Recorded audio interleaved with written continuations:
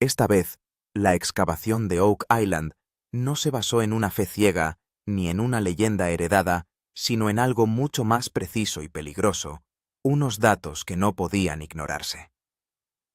Cuando Rick Lagina y su equipo tomaron la decisión de excavar un pozo a una profundidad de 150 pies, sabían que se adentraban en territorio desconocido. No se trataba simplemente de una excavación más profunda, sino de un riesgo calculado sobre la base de años de pruebas acumuladas, un movimiento que podía validar todo lo que habían creído durante décadas o desvelarlo por completo. Durante años, herramientas avanzadas habían cartografiado silenciosamente lo que los ojos humanos nunca podrían ver. El escáner geográfico, las imágenes por satélite y el radar de penetración en el suelo habían llegado a la misma inquietante conclusión: a cierta profundidad, la tierra bajo Oak Island no se comportaba como un suelo normal. Alrededor de una profundidad de entre 30 y 50 metros, la densidad cambiaba bruscamente, como si un mundo terminara y otro empezara bajo él. No era un cambio gradual, era brusco, definido, casi intencionado en la forma en que separaba una capa de otra. A medida que se iniciaba la perforación y se profundizaba en el pozo, los datos empezaron a evolucionar. Las lecturas ya no coincidían con lo que los geólogos esperarían de la arcilla natural o las formaciones rocosas. Alrededor de los 140 pies, algo cambió. Los sensores empezaron a detectar anomalías sutiles al principio, pero cada vez más imposibles de ignorar. Cuando se acercaron a los 150 pies, las muestras del núcleo revelaron concentraciones de minerales pesados entre 3 y 5 veces superiores a lo normal. No se trataba de una variación aleatoria, sino de un patrón. Y entonces llegó el momento que obligó a todo el equipo a detenerse y reevaluarlo todo. La composición y el brillo de las partículas recuperadas de las muestras del núcleo no se parecían a las del mineral ordinario. No se trataba de restos dispersos de material de escaso valor. Los análisis preliminares apuntaban hacia algo mucho más concentrado. En las muestras empezaron a aparecer valores de oro traza que oscilaban entre 18 y 22 gramos por tonelada, un nivel significativamente superior al que la mayoría de las operaciones mineras convencionales consideran viable. Para un lugar como Oak Island, donde cada pista es escudriñada, esto no era solo interesante, era explosivo. Si esas lecturas eran exactas, y si se extendían a lo largo de una zona potencial que abarcaba de 30 a 40 metros, las implicaciones eran asombrosas. Empezaron a formarse estimaciones, al principio con cautela, luego con creciente confianza. El valor de ese yacimiento podía alcanzar entre 300 y 340 millones de dólares. Una cifra que se hacía eco de las leyendas de siempre, pero esta vez respaldada, no por historias, sino por datos mensurables. Sin embargo, cuanto más profundizaban, más inquietante resultaba la situación. Porque la estructura de este yacimiento no parecía uniforme ni estratificada de forma natural, sino segmentada, casi ordenada, como si el material hubiera sido colocado u ocultado deliberadamente. Esto planteaba una pregunta que iba más allá de la geología. ¿Se trataba simplemente de una bolsa concentrada de minerales naturales, o formaba parte de algo más grande, algo diseñado? Y si era esto último, ¿quién lo había creado y con qué propósito? Lo que siguió no simplificó el misterio, sino que lo intensificó. Porque este descubrimiento no solo impulsó la excavación, sino que obligó al equipo a replantearse su forma de abordar cada centímetro de terreno bajo sus pies. Para Rick Lagina no se trataba de una fase más de la búsqueda, sino de un punto de inflexión, un momento en el que décadas de esfuerzo convergieron en una única decisión de alto riesgo. Las excavaciones en Oak Island tienen una larga y frustrante historia. A lo largo de los años se han excavado innumerables pozos, algunos alcanzando profundidades de 90 pies, otros más allá del 120, y cada vez la historia seguía el mismo patrón. Las inundaciones detenían el progreso, los túneles se derrumbaban sin previo aviso, o los resultados simplemente no justificaban el enorme coste y esfuerzo. Se gastaron millones, pero el resultado seguía siendo el mismo. Pistas, fragmentos, sugerencias, pero nunca pruebas. Por eso la decisión de profundizar esta vez tenía tanto peso. No se trataba de un intento más, sino de un punto de no retorno. El compromiso financiero por sí solo era asombroso. Establecer un pozo objetivo a esta profundidad requería unos 2,3 millones de dólares que abarcaban equipos de perforación pesados, sistemas de estabilización avanzados y revestimientos especializados diseñados para controlar la intrusión de agua. El coste diario de la excavación se acercaba a los 45 millones de dólares. Cada hora importaba. Cada retraso acarreaba consecuencias, pero a diferencia del pasado, esta operación no se basaba en conjeturas. El equipo había identificado una zona específica utilizando una combinación de tecnologías. El radar de penetración en el suelo, el análisis microsísmico y las lecturas magnéticas apuntaban a la misma zona, una región en la que la densidad del suelo se desviaba bruscamente de su entorno. Por debajo de los 130 pies, esta desviación se hacía más pronunciada, lo que sugería que algo de lo que había debajo era fundamentalmente distinto del suelo o la roca naturales. También revisaron los registros históricos y examinaron los mapas de las primeras excavaciones en los que se describían las estructuras de soporte de madera descubiertas en profundidad, prueba de que la actividad humana podría haber existido allí mucho antes de que comenzaran las exploraciones modernas. Cuando esos antiguos relatos se superpusieron con los datos modernos, la imagen se hizo más difícil de descartar. A medida que la perforación se acercaba a los 140 pies, la respuesta física del suelo comenzó a reflejar lo que los datos habían estado sugiriendo todo el tiempo. El ritmo de avance disminuyó notablemente, como si la capa inferior se resistiera a penetrar. Los sensores registraron un aumento del 32% en la resistencia, una clara indicación de que el material que había delante era más denso, más compacto o fundamentalmente diferente. Esta era la señal que habían estado esperando. Algo había cambiado. En ese momento la cuestión cambió. Ya no se trataba de si existía algo debajo de ellos, sino de si por fin habían encontrado el lugar adecuado. Los análisis más profundos no hicieron sino aumentar la tensión. Hasta los primeros 30 metros, todo parecía normal, acorde con los patrones geológicos conocidos. Pero más allá de los 30 metros, la estructura de las capas empezó a cambiar. El radar de penetración en el suelo reveló irregularidades ligeras, distorsiones que sugerían que las capas ya no eran continuas. Al principio se descartaron como fracturas naturales, pero los escaneados repetidos alrededor de los 30 metros revelaron una historia diferente. Los datos mostraron una disminución de la densidad de aproximadamente un 18%, un hallazgo que contradecía las expectativas geológicas normales. A esa profundidad los materiales deberían volverse más compactos, no menos. Las pruebas sísmicas reforzaron esta anomalía. Las ondas enviadas a través del suelo regresaban a velocidades alteradas, lo que indicaba que estaban atravesando un espacio menos denso o posiblemente hueco en lugar de roca sólida. Esto sugería la presencia de una cavidad, pero no fue solo la existencia de un vacío lo que suscitó preocupación. Fue su forma. Al compararla con modelos geológicos naturales, la estructura no se ajustaba a lo que cabría esperar de la erosión o el derrumbe natural. En lugar de formaciones irregulares y redondeadas, los límites parecían rectos, casi paralelos. No era una prueba definitiva de la construcción humana, pero bastó para cambiar por completo la perspectiva de la operación. En ese momento los datos dejaron de ser una guía y se convirtieron en una advertencia. Si realmente hubiera una cavidad artificial debajo, podría indicar la presencia de un túnel, una cámara o algún tipo de estructura enterrada. Pero tales espacios son intrínsecamente inestables.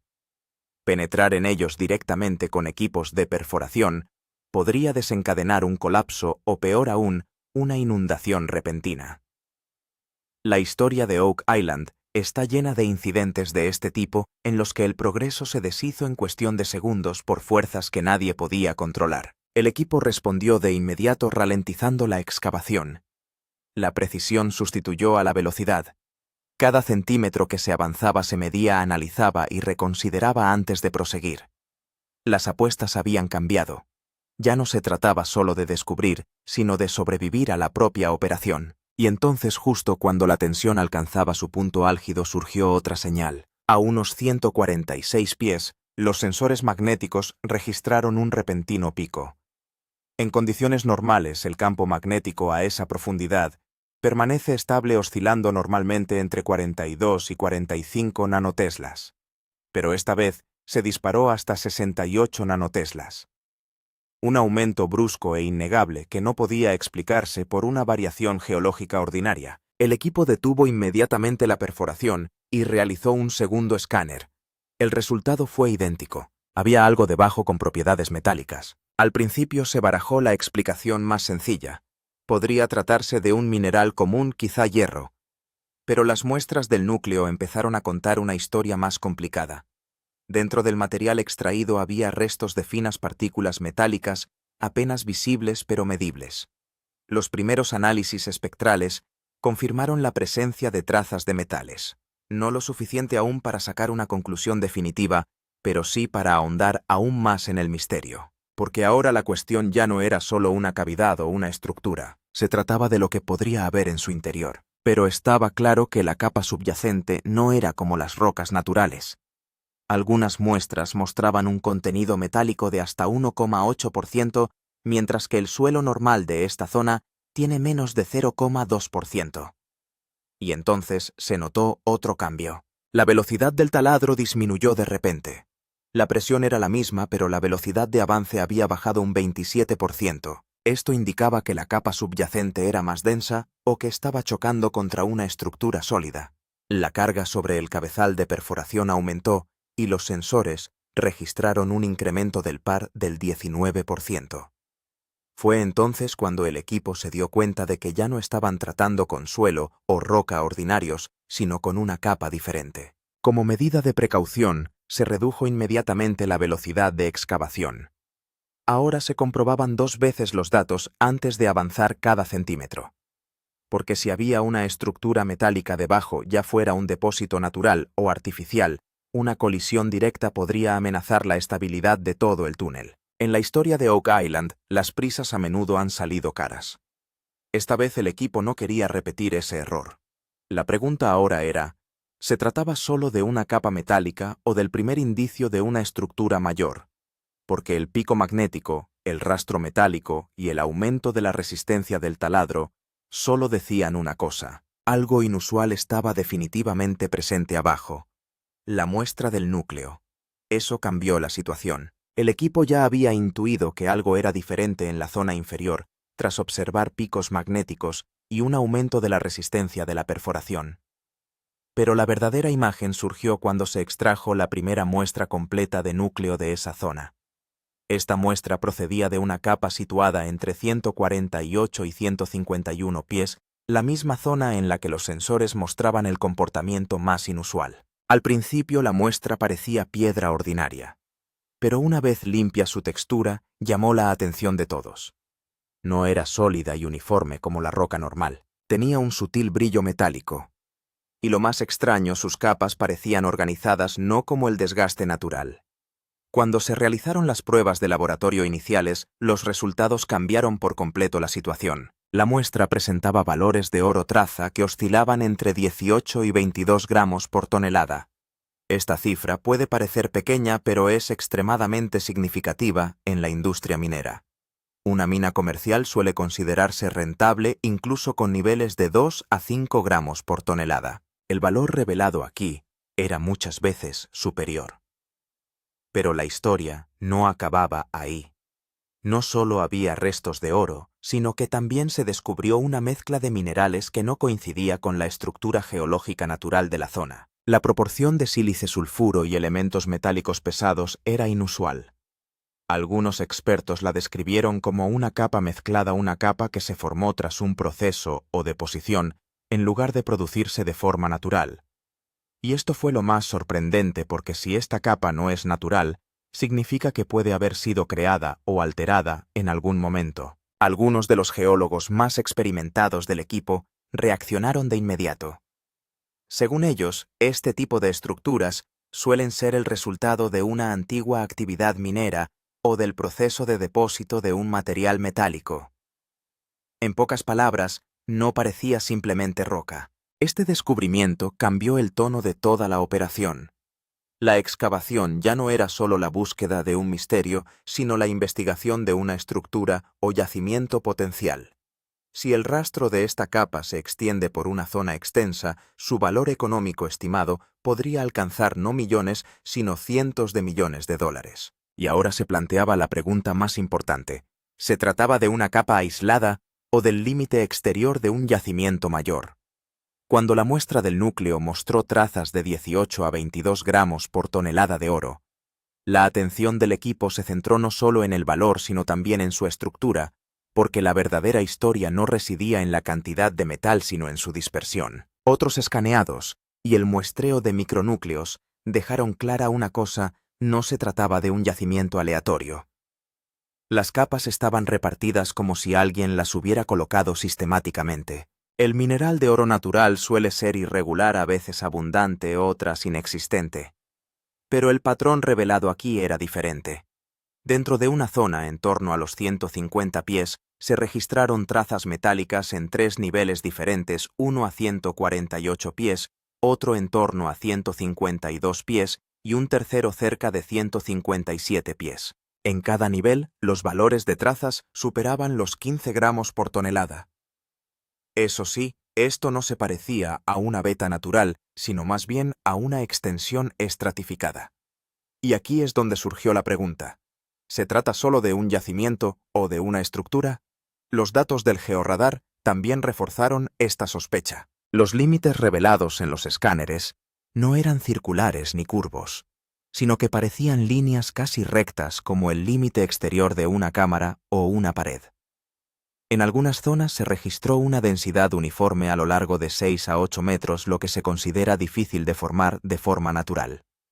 El equipo recuperó mapas antiguos. Los croquis realizados durante las excavaciones de los siglos XVIII y XVIII mencionaban una extraña cámara lateral que se extendía fuera del pozo principal.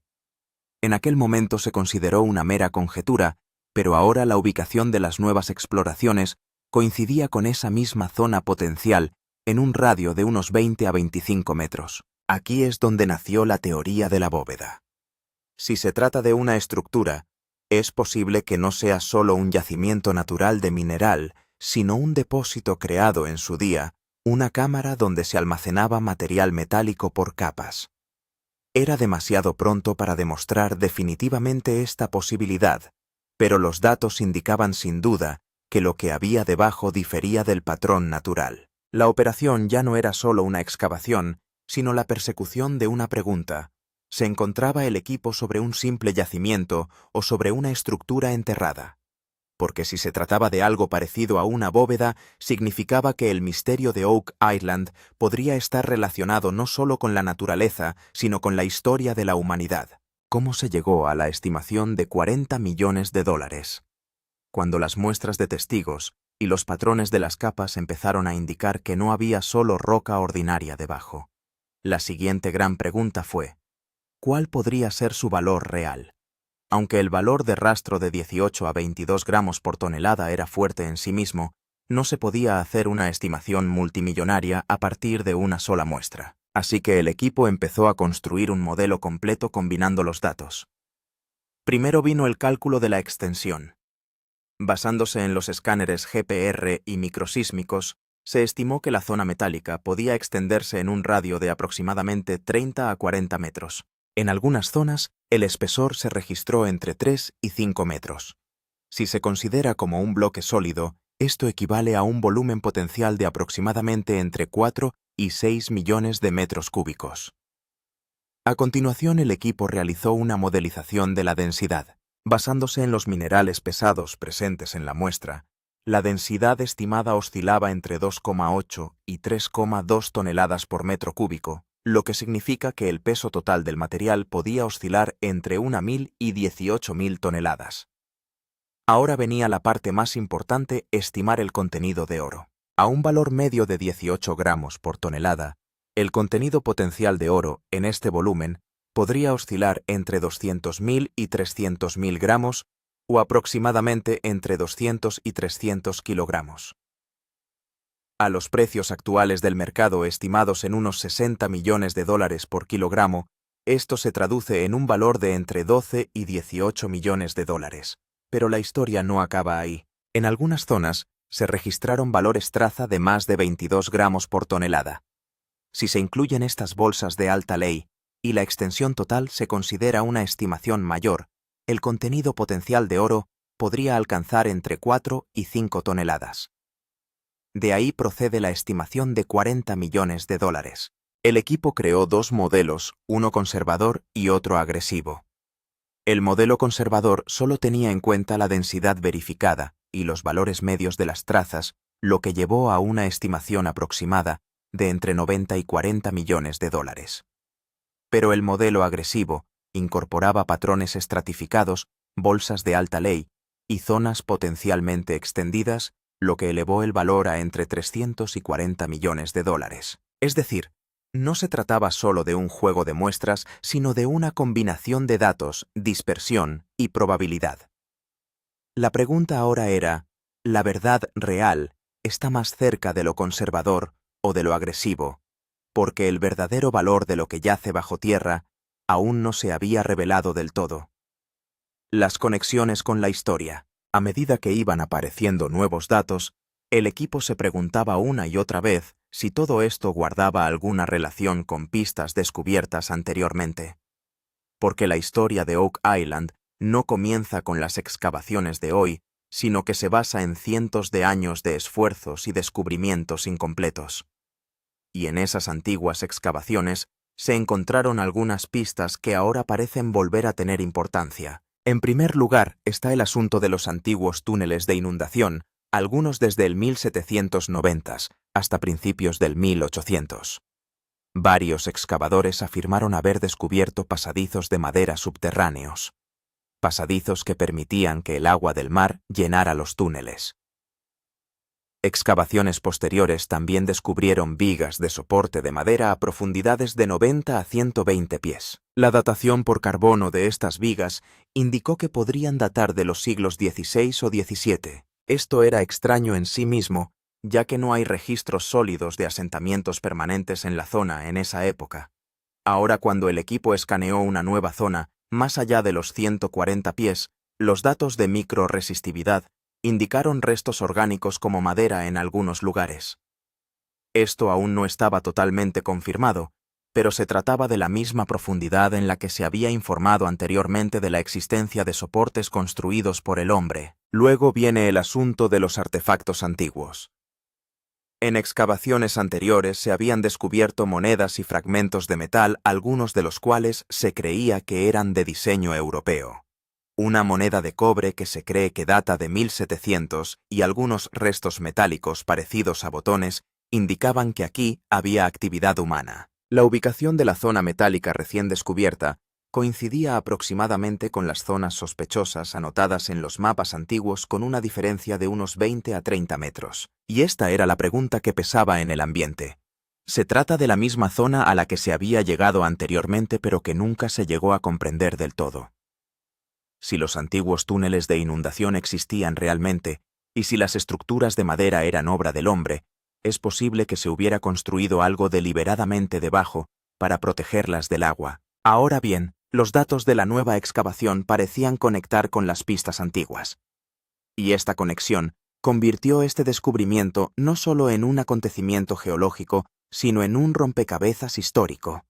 Porque si se trata de la misma zona, eso significa que el misterio de Oak Island puede no ser solo cosa del presente, sino parte de un plan de siglos de antigüedad. Para cuando el equipo alcanzó los 150 pies, pensaron que por fin se aclararía el panorama. Fuera lo que fuese allí lo encontrarían. Pero el verdadero suspense empezó aquí. A medida que se realizaban nuevas exploraciones, surgía un extraño patrón. Esta zona no se limitaba a la profundidad que había alcanzado la perforadora. Los datos sísmicos y de GPR indicaban que la zona metálica de baja densidad podría continuar por debajo de los 150 pies. En algunas zonas las lecturas se extendían de 165 a 175 pies, lo que significaba claramente que fuera lo que fuera, no podía tratarse solo de la capa superior. Entonces salió a la luz algo más, y el retorno de las ondas sísmicas registró ecos débiles y huecos en algunos lugares, como si no estuvieran golpeando roca sólida, sino atravesando un hueco interior. El tamaño de estas bolsas huecas aún no estaba claro, pero el diámetro estimado podía oscilar entre los 2 y los 5 metros. Podría tratarse de huecos naturales, pero su ubicación se encontraba directamente debajo de la zona metálica estratificada. De ahí surgió la posibilidad de que se tratara de un yacimiento multicapa. Si la capa superior arrojaba un rastro de 18 a 22 gramos por tonelada y debajo existían bolsas huecas, es posible que el yacimiento no estuviera confinado a una sola superficie, sino distribuido por capas. Algunos expertos estimaron que si este patrón continuaba más allá de los 30 metros, el volumen total podría llegar a duplicar la estimación anterior. Esto significaba que la agresiva estimación de $340 millones podría no ser definitiva, pero era aquí donde aumentaba el riesgo porque las bolsas huecas significan inestabilidad. Si realmente había cámaras vacías debajo cada paso de excavación posterior, tendría que darse con extrema precaución. Ahora la historia no era solo sobre lo que se había encontrado, sino sobre qué más podría haber oculto. Porque la zona que parecía extenderse más allá del alcance del taladro indicaba que la exploración quizá no había hecho más que empezar. Cuando quedó claro que la zona subterránea podía extenderse más allá de los 150 pies y que podían existir bolsas huecas bajo ella, surgió una nueva preocupación. El peligro había aumentado. La historia de las excavaciones en Oak Island ya está plagada de accidentes en los que los túneles se derrumbaron de repente o el agua del mar inundó todo el yacimiento. Esta vez volvió el mismo temor. Si efectivamente hay zonas huecas debajo, la estabilidad del suelo podría derrumbarse repentinamente durante la perforación. Según el equipo de ingenieros, a una profundidad de 150 pies, la presión natural del suelo y la roca ya es extremadamente alta, aproximadamente de 2,5 a 3 toneladas por metro cuadrado. Por lo tanto, si el taladro debilita una pared hueca, toda la sección podría derrumbarse en cuestión de minutos. Y eso no es todo.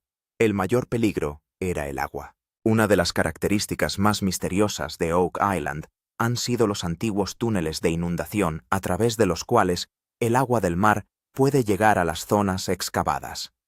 Si las bolsas huecas de abajo están conectadas a esos túneles, el agua podría entrar en cualquier momento. Según los modelos de ingeniería, si esto ocurriera, miles de litros de agua podrían llenar el pozo en solo 30 o 40 minutos. Y esto significaría que toda la operación tendría que detenerse inmediatamente. Y no solo sería un contratiempo técnico, sino también económico. La excavación ya había costado más de $5 millones, incluidos los sistemas de perforación, exploración y estabilización. Las operaciones diarias rondaban los $50.000. Si el yacimiento tuviera que cerrarse repentinamente, esta inversión podría perderse. El equipo se enfrentaba ahora a la difícil decisión de seguir adelante o detenerse y mitigar el riesgo, porque lo que hubiera debajo podría valer cientos de millones de dólares. Pero ahora estaban en juego miles de millones solo por llegar hasta allí. Y un pequeño error podía arruinarlo todo. A medida que empezaban a aparecer nuevos datos de las excavaciones, la historia no se limitaba únicamente al equipo de Oak Island. Geólogos, analistas mineros e incluso inversores empezaron a seguir de cerca la operación. Porque si realmente existe una zona estratificada con un valor de traza de 18 a 22 gramos por tonelada en una extensión de 30 a 40 metros, podría tratarse no solo de un descubrimiento local, sino de un descubrimiento histórico. Algunos geólogos independientes que analizaron los datos preliminares estimaron que si el patrón multicapa resulta ser correcto, el volumen potencial total podría aumentar de 1,5 a 2 veces el modelo conservador anterior. Esto significa que el valor potencial podría superar los $340 millones. Esto es lo que despertó la expectación entre los inversores, porque si resulta ser un yacimiento verificado podría cambiar para siempre la historia de Oak Island, que pasaría de ser un misterio a convertirse en un recurso. Pero a medida que crecía la expectación, también lo hacían las preguntas. La mayor pregunta, ¿qué es exactamente? ¿Se trata de un yacimiento natural único formado por procesos geológicos? ¿O podría ser una bóveda oculta creada deliberadamente en algún momento? Los datos apuntaban a ambas posibilidades. La presencia de minerales también sugiere que se trata de un yacimiento natural. Y si se trata de un yacimiento natural, ¿quién lo enterró aquí? Los antiguos túneles de inundación, los soportes de madera y los artefactos históricos ya apuntan a que este lugar pudo ser en su día un centro de actividad humana. Ahora la pregunta no era solo sobre el oro, sino sobre la historia. ¿Es un tesoro o una trampa? Una trampa para cuya protección se construyeron complejas estructuras.